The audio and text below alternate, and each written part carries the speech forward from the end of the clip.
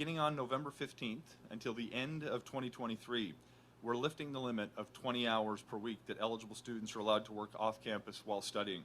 This means that more than 500,000 international students who are already here in Canada are going to be eligible to work more if they choose to do so.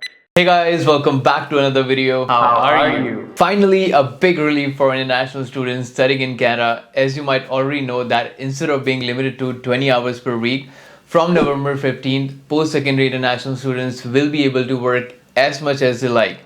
It's a temporary measure that will be in place until December 31st, 2023. In this video, I will talk about why this big change is happening, who's eligible, and both pros and cons of working more than 20 hours per week.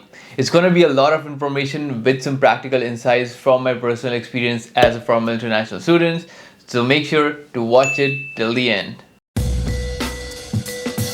First of all, let's look at why the Canadian government made this huge change.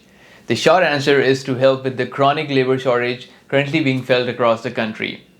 Watch what the Minister of Immigration, Sean Fraser, said about the main reason behind this. They're also going to give students more flexibility while they work hard on their studies and help employers find more staff to fill labor shortage. This is a win-win from my perspective. And I personally believe that it has both good and bad side to it, which I will be discussing in the later part of the video. International students who are in Canada and who have off-campus work authorization, which comes with a work permit, and also those who have already submitted a study permit application from the date of this announcement, that is October 7th, will also be able to benefit from this temporary change only if your study visa application is approved. Now let's talk about the advantages of working more than 20 hours per week.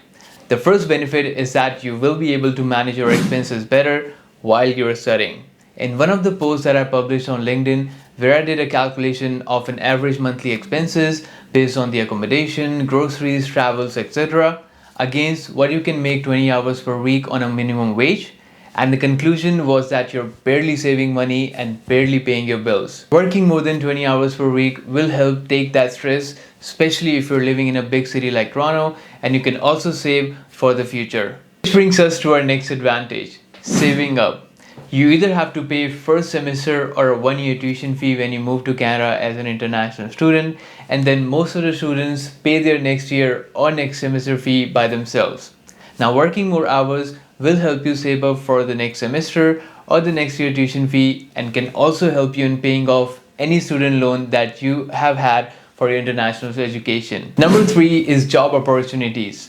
Working more hours per week will open up the job opportunities in various sectors, as now the employers, I believe, will not be reluctant to hire someone who can only work a limited number of hours, which is the motive behind this initiative. So you just don't end up working odd jobs, which is not a bad thing as long as it's paying your bills, but working without the limited number of hours might get you a job in your field, providing you with the Canadian experience, and indeed will help you land a full-time job after you complete your program. And you never know if you get hired by the same employer where you worked as a student. Number 4 is no exploitation by the employer. What I mean by that is when you only work 20 hours per week and are struggling not to be able to manage your expenses or save any money, you ask your employer for more hours, which your employer also take an advantage of by paying you on cash for those extra hours you worked rather than paying you on SIN. And that cash is of course lesser than the minimum wage, and sometimes way too less for the same amount of work you do. But no more, you don't have to work on cash, and you will at least be compensated well for the efforts you put in. Now let's move on to the cons of working more than 20 hours per week. The first one is pretty obvious, the temptation to work more and probably not focus on studies. It's even stated by the government that you're still expected to balance your study and work, and will not be eligible to work off campus if you reduce your course load or if you're only studying part-time. Therefore, don't get enticed by how much money you can make and deviate from courses, assignments, and attendance. Which brings me to the second disadvantage, time management.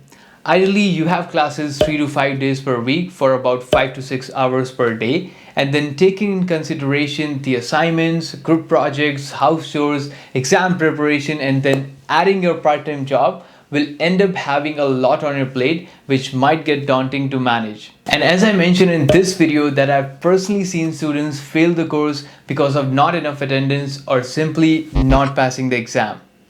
But it's not mandatory that you have to work more than 20 hours per week. You can always figure out what works best for you and manage your schedule accordingly. Third disadvantage, in my opinion, is kind of contradicting to one of the pros that I discussed earlier about the job opportunities in every field: getting underpaid. Let's say you get hired in a field of HR or project management or even supply chain, for example, while studying, where you have to work for 30 hours per week.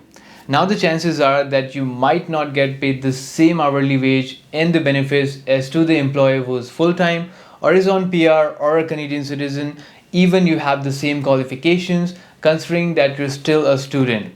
But again, positive side to this is that you still be getting an exposure to Canadian workplace, and that can be beneficial in a long run. Overall, I believe it's a great initiative only if you can balance your work and study. And as you can see, that Canadian government does appreciate international students and newcomers and is implementing other programs, one of which is the pilot project to automate the study permit extensions.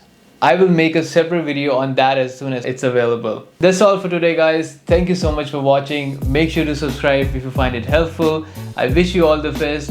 Stay safe, stay strong, and I'll see you in the next one.